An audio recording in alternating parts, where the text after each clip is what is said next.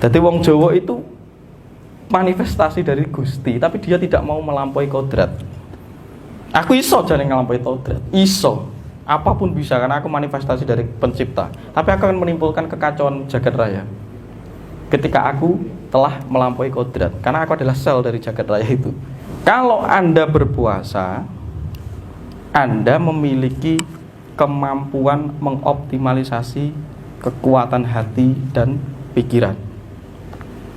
Tapi kalau Anda makan, aktivasi kekuatan optimalisasi hati dan pikiran turun. Karena semua sistem dan hormon sedang mengarah kepada pengelolaan makanan itu tadi. Menyerap dan mengedarkan sari-sari makanan. Maka harus berpuasa.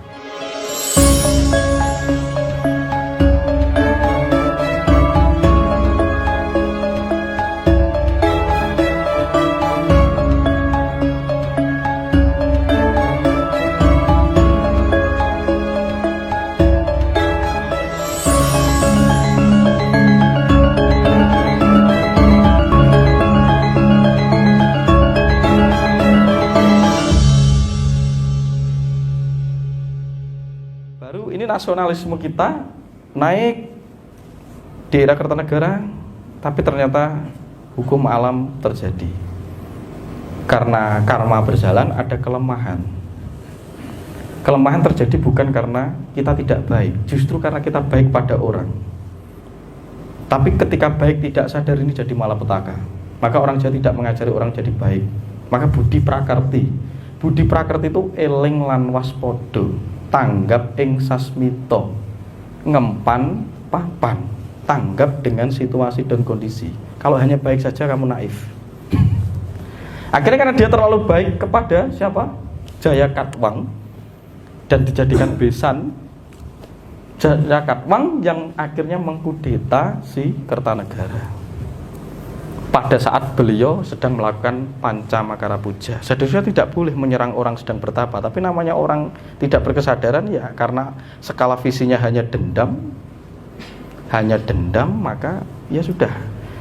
Kasus dendam di Wangsa Rajasa ini terus menggeliat. Maka Kertanegara, orang yang memiliki skala visi lebih besar, hancur oleh skala pendendam. Maka dihindari orang pendendam. Jangan dekat-dekat, beri jarak tapi didoakan. Karena ini membahayakan. Orang dendam itu orang sakit. Orang sakit berarti orang tidak sadar. Saat orang membencimu, beri dia jarak sampai dia reda. Tapi jangan perlakukan dia sebagaimana dia memperlakukanmu dengan membenci. Balas dengan cinta, tapi beri dengan jarak. Karena kalau tidak dijarak ini berbahaya. Karena itu persakitan. Jadi kita terapi dari jauh, kita doakan.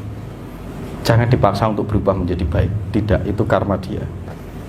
Itu kira-kira. Nanti kita harus menginspirasi dari leluhur kita, namanya Kertanegara. Baru ini lanjut. Karena ternyata memori air yang ada di dalam putrinya, siapa? Dyah Gayatri Rajapatmi, yang dinikahi oleh Raden Wijaya ini muncul. Jadi skala visi Kertanegara hidup lagi. Cakrawala Dwipantara di dalam Gayatri Rajapatmi, lalu mendoktrinasi kepada putrinya Rani Tri Buana Tunggadewi dan Mahapatih Gajah Mada.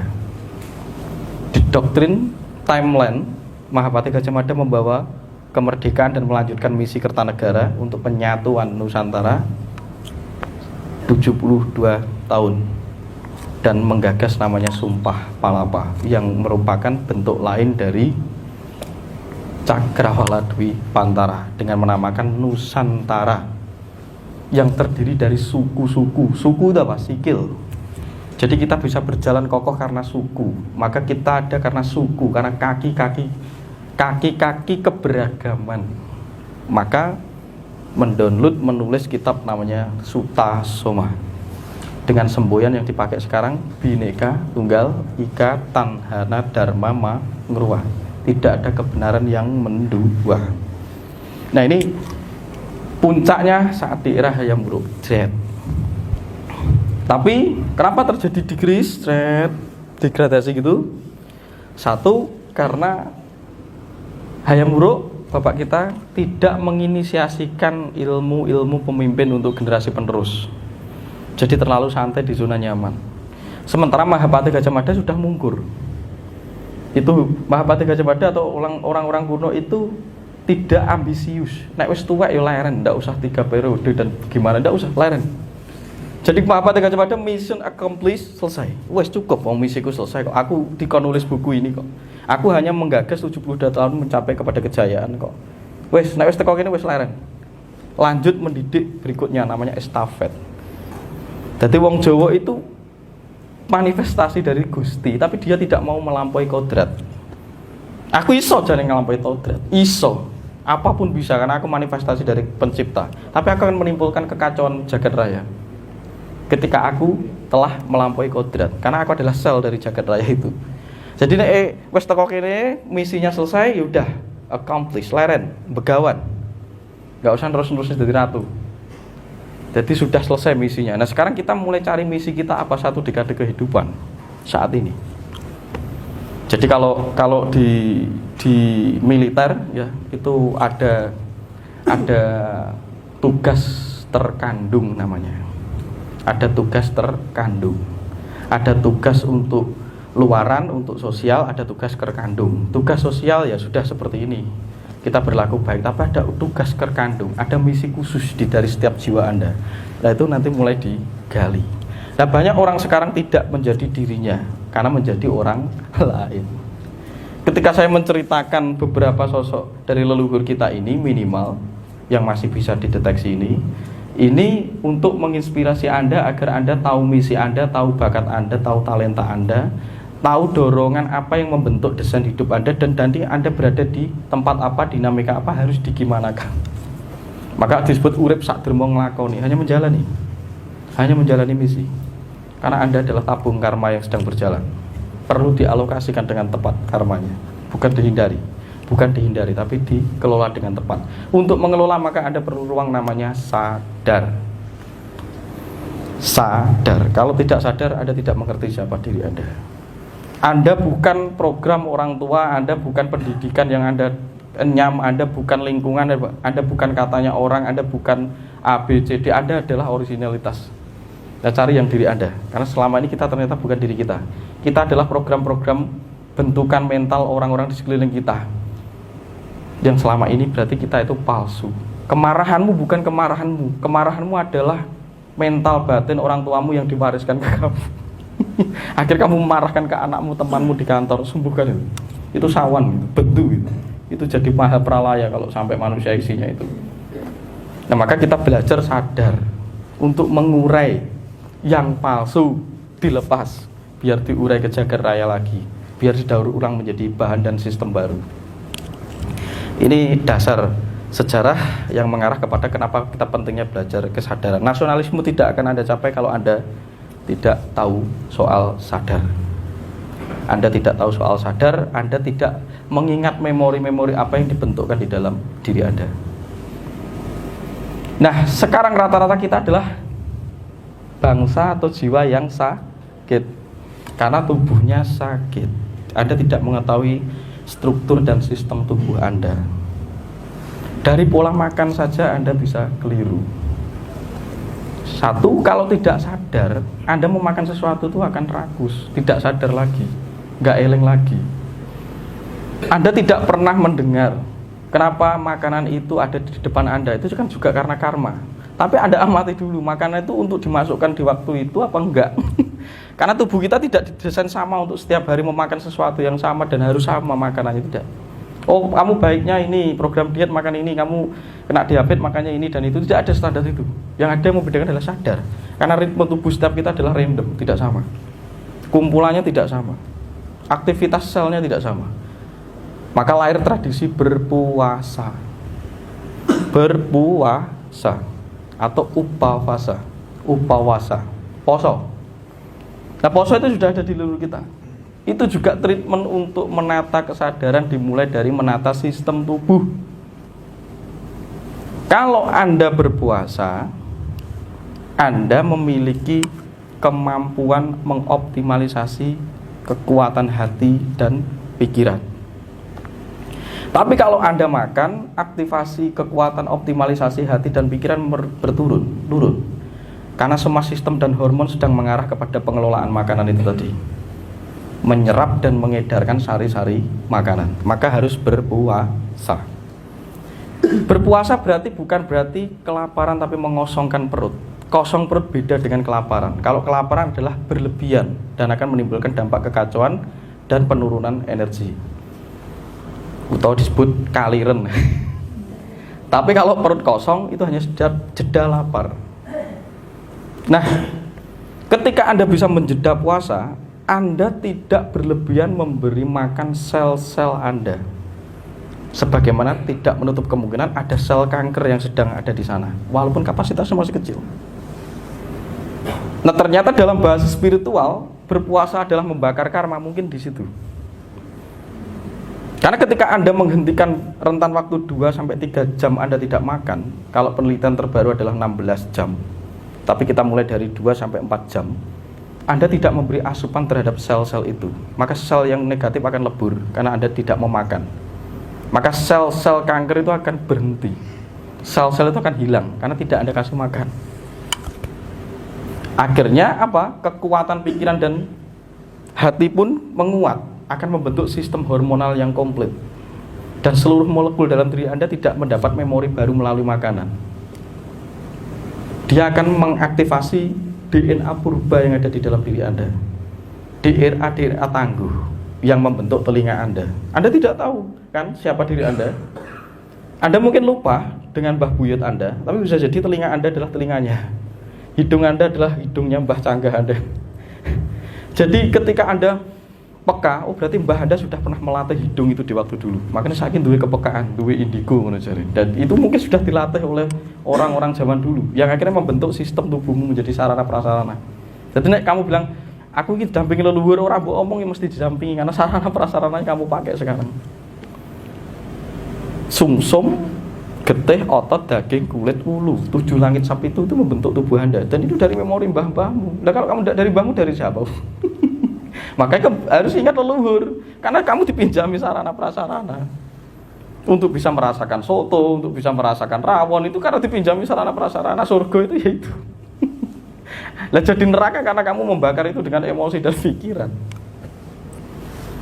Nah kalau kamu kendalikan emosi dan pikiran, tidak terbakar itu, kamu ketemu surga.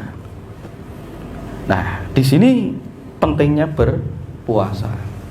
Kalau kita tidak memberi asupan sel-sel itu tadi, sel itu akan mengalami kecerdasan. Sebagai manusia, kalau dia kebanyakan makan, pasti bodoh, ngantukan,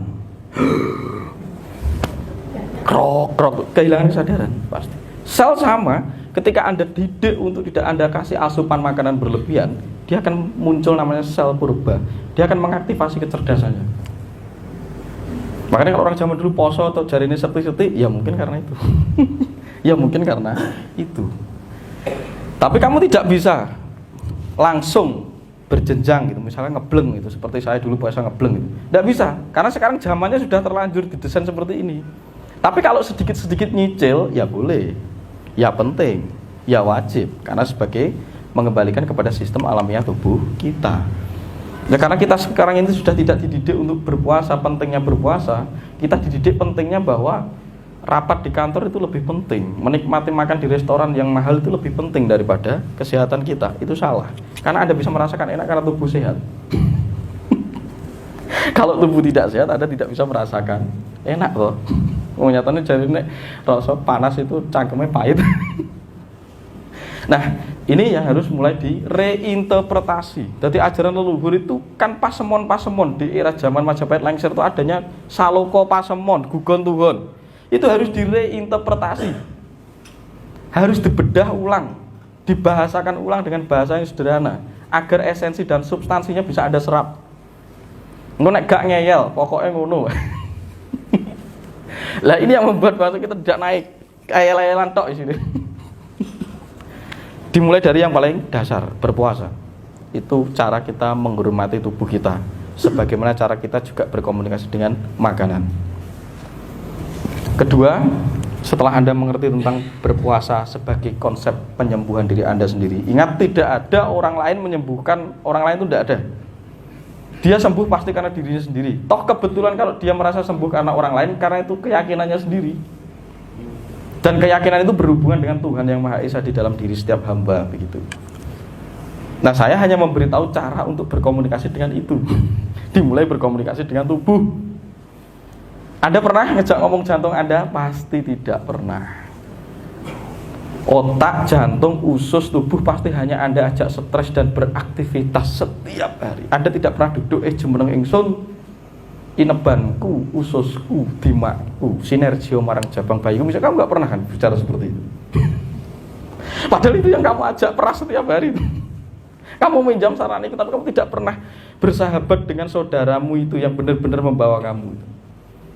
Anda bukan anak Anda bukan suami Anda bukan pekerjaan kantor Anda adalah struktur tubuh Anda yang membentuk seluruh sistem di dalam diri Anda. Dimulai dari hal yang sepele dulu. Meditasi itu piye Mas? Caranya dulu, rasa sing angel-angel itu dulu. Tepukan jantung ketika Anda ajak komunikasi, lah yang sekarang bawono langgeng nyambung marang ineban ingsun. Misalnya lu ineban itu jantung nyali itu, kamu ajak ngomong khusus marang manikem ingsun, marang lengan ingsun, sumsum balung getih otot ingsun, sinergio selaras marang badan ingsun, lumaku sumampahi paringi selamat lu. Itu kan kalau Anda bisa mengucap itu komunikasi Anda. Jantungku, hatiku. Terima kasih. Sekarang Anda bilang terima kasih, tapi nek kena kanker lagi buat tangis sih. Lagi buat bawa itu berarti ketika Anda sakit berarti diinstruksi, berarti selama ini Anda tidak pernah memperhatikan tubuh Anda. Maka dia seperti anak merengek mewujudkan diri menjadi sakit. Catat itu ya. Jadi kalau udah ada sakit, jangan terus gerantes, jangan meratapi nasib.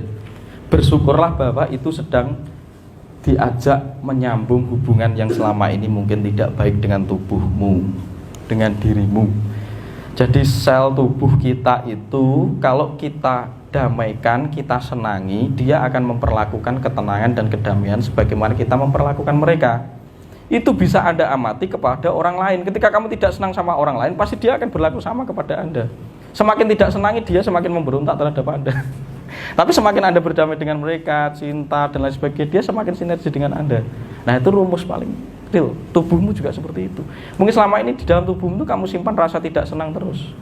Kamu simpan rasa tidak bahagia terus, kegetiran, apati, amarah, depresi. Jangan salahkan ketika sel memberontak. Karena kamu isi ketidaksenangan terus. Berarti kamu memprogram tubuhmu untuk kamu ajak perang. Terus sadar terhadap makanan. Dimulai dari menyentuh. Jadi ini tradisi muluk manganan itu bukan tradisi apa itu? Tradisi yang kumuh, yang kotor, justru sterilisasi dari tanah. Karena telapak tangan dan telapak kakimu itu didesain berbeda, karena biar untuk bisa mencercapi dan mendeteksi getaran. Sebelum kamu memberikan makanan itu kepada cercapan lidah, maka perlu dengan getaran tangan dulu. Ketika disentuh dengan tangan saja tidak nyaman, ya seharusnya jangan kamu masukkan lidah, apalagi tubuhmu, itu pasti akan mengacaukan sistem. Jangan mengacaukan sistem. Sentuh. Dalam doa disentuh. Maka di tradisi Jawa sudah ada tradisi namanya apuluk-puluk, muluk itu. Jadi apuluk muluk makanan. Itu tradisi sudah ada. Karena itu bersentuhan dulu dengan makanan sebelum dimasukkan kepada tubuh dan dicercapkan ke lidah. Anda tidak pernah melakukan itu. Jangan salahkan kita makanan memberontak di dalam sistem tubuh Anda. Itu lakukan jeda 2 menit 3 menit sembari Anda berkomunikasi dengan si makanan. Ketiga, doa. Sebelum makan itu doa. Penting berdoa itu. Doa itu diwujudkan saja rasa nuwun. Nuwun itu artinya berterima kasih. Matur suwun, terima kasih. Anda hidup di bumi, yang Anda makan itu adalah kehidupan makhluk lain. Ketika Anda membiarkan makanan itu, menyepelekan makanan itu, ingat ada beberapa susunan makhluk hidup yang rela mati untuk Anda. Anda tidak pernah bersyukur dan berterima kasih. Kamu buang. Makannya pitik, makanya mbah dulu kalau makan gak entek pitikmu mati. Itu pasemon. Kalau kamu makan tidak habis, ayammu mati, apamu rusak. Itu pasemon, karena makanan itu penting. Saat Anda di penjara, tidak punya makanan, Anda akan memohon makanan paling utama daripada mobil, daripada apa, makanan. Jadi aja di gua kalau ada makanan, mending disedekahkan ke binatang atau apa gitu. Kalau memang tidak kamu habiskan, itu unsur hidup. Puja karana harus berterima kasih kepada makanan, matur suwun. Karena kamu hidup, aku memakan hidupmu. Berdoa memakan hidup, berterima kasih. Karena kita memiliki kesadaran. Kalau kita tidak menyambungkan kesadaran kepada yang makhluk hidup yang rela mati, mereka akan memberontak di dalam tubuh Anda. Karena dia hidup, kamu menghancurkan hidup dia. Binatang yang sedang enak-enaknya ditetaskan sama ibunya, kamu ambil, kamu sembelih, seluruh bakteri yang ada di tanah kamu pisahkan. Tanah yang ada di Malang dibawa Jakarta, Jakarta bawa ke Malang, kamu memisahkan dia dengan keluarganya. Nah, apa bayangkan, kamu sendiri saja rasakan ketika diterpisahkan. Maka terima kasih. Ya, matur suwun nggih. Mengko manjing meneh ning urip sing arep teko gitu. Matur suwun, berarti kamu semoga dilahirkan di kehidupan yang lebih baik, bersinergi dengan tubuh saya. Mungkin saat ini pengalaman hidupmu harus mengalami kehidupan tubuh saya.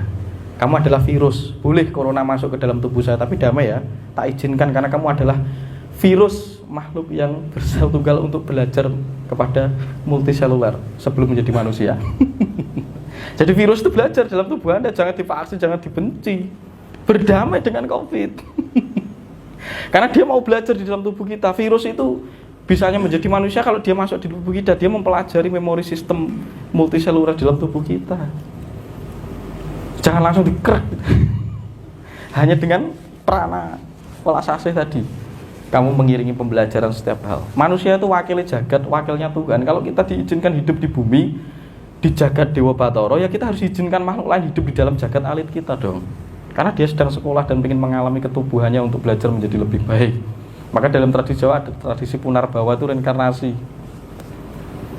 Untuk bisa menjadi A harus menyerap memori A, harus bisa menjadi A. Maka sel itu cerdas. Sel anjing dan sel tubuhmu tidak sama. Walaupun makanan anjing kamu makan, tidak akan kamu jadi anjing. Itu memori. Itu cita, dalam orang Jawa sebutnya sancita karma. Memori. Kita petakan pelan-pelan ya, biar tidak langsung, nanti langsung tahayu.